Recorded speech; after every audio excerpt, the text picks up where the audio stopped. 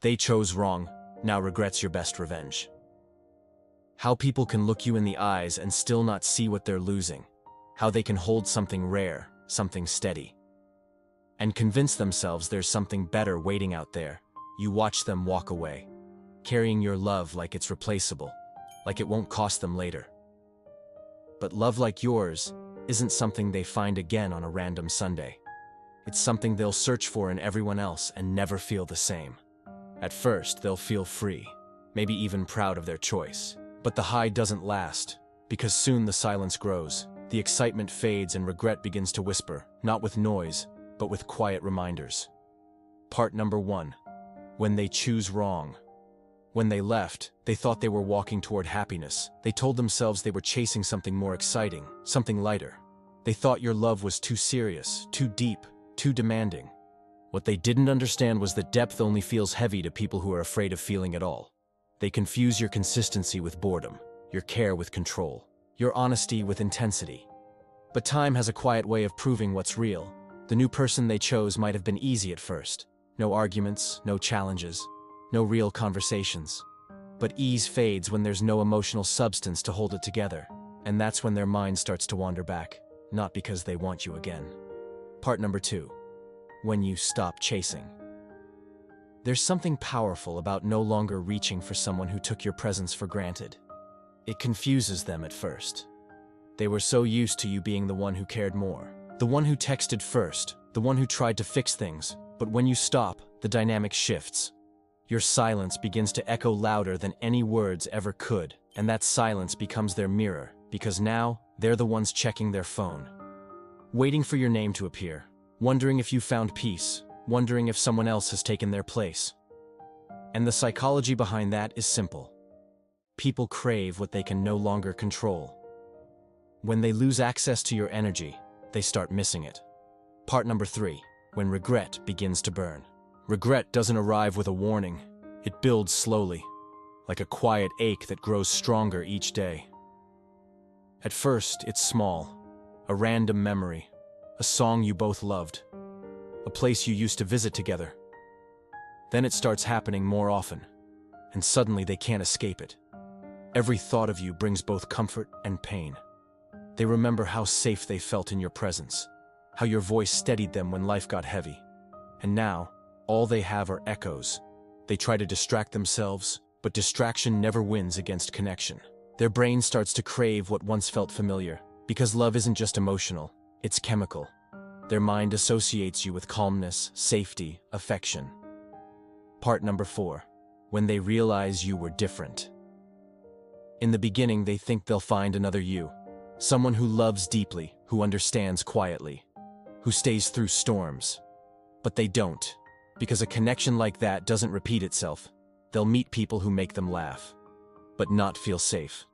They'll meet people who are attractive, but not consistent. And one day, while sitting next to someone else, they'll realize they miss your silence more than that person's presence. They'll remember how you listened, how you noticed things no one else did, how you made them feel seen in a world that constantly looks away. They'll start comparing your softness, your patience, your ability to love without needing to be begged. Part number 5. The ego and the collapse. Ego is the most fragile thing a person can carry. It makes them believe they're in control, that they can replace love, that they can leave and come back whenever they want. But when reality doesn't match the fantasy, ego begins to crack. At first, they'll blame you. They'll say you were too emotional, too complicated. But deep down, they know you were simply asking for reciprocity. And that's something they weren't ready to give. They wanted love without accountability, affection without effort, commitment without consistency. And now that they've lost you, they realize what they gave up wasn't control, it was comfort. Part number 6. When you let regret do the work. The best revenge is peace, not performance. You don't need to prove anything. You don't need to show off your healing, because your silence becomes their lesson. When you stop engaging, stop explaining, stop caring, regret does what you never have to. It teaches them in ways you never could. Psychology calls it emotional dissonance. When someone's actions no longer match their desires, they feel mental conflict.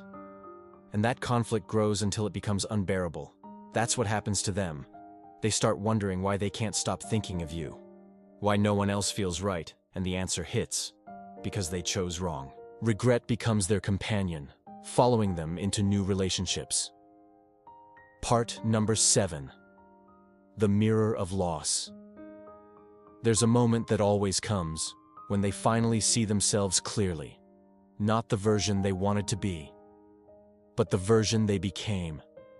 And that mirror shows them everything they avoided, their fear, their selfishness, their inability to love without control. They start seeing how you stayed through storms they caused, how you gave chances they never earned. And now, no one does the same for them. They miss the softness of being understood, the safety of being forgiven. And it eats them from the inside. That's the psychology of loss. The brain remembers comfort, and it panics when it's gone. They'll look for you in others, but the search becomes exhausting. Part number 8. When you begin to rise. You reach a point where you no longer care if they miss you. You no longer crave closure, because healing has changed your focus. You start building again, slow but strong. You pour love back into yourself. You reconnect with your peace. You begin to feel joy in the smallest things. Music, mornings, laughter, the sun, and that energy, that quiet confidence, becomes your new language. People notice it. Even they notice it. They see your glow and realize it has nothing to do with them anymore. That's when they feel the deepest regret, because nothing hurts more than watching someone heal from the pain you caused. You've turned heartbreak into strength, silence into wisdom, and loss into self-discovery. Part number 9. When they come back. Eventually, they always do. They come back when they feel the full weight of their decision. When every distraction fades and every night feels longer, they reach out casually. A message, a memory, a reminder trying to test the waters, hoping the door is still open, but they don't realize that time has changed everything. You've grown, you've healed, and you no longer need what once broke you. They'll say they miss you. But what they really miss is the version of you that kept forgiving them, that kept showing up, that kept believing. But that version no longer exists. You've outgrown their chaos. You see their words for what they are. Regret, not love. Longing, not loyalty. And instead of anger, you feel calm, because you know this time. You don't need to respond. Your silence is your closure. Part number 10. When you let go for good. Letting go isn't about forgetting. It's about accepting that you can love someone deeply and still choose yourself. It's about realizing that peace is more valuable than potential, and that love, no matter how strong, cannot survive one-sided effort.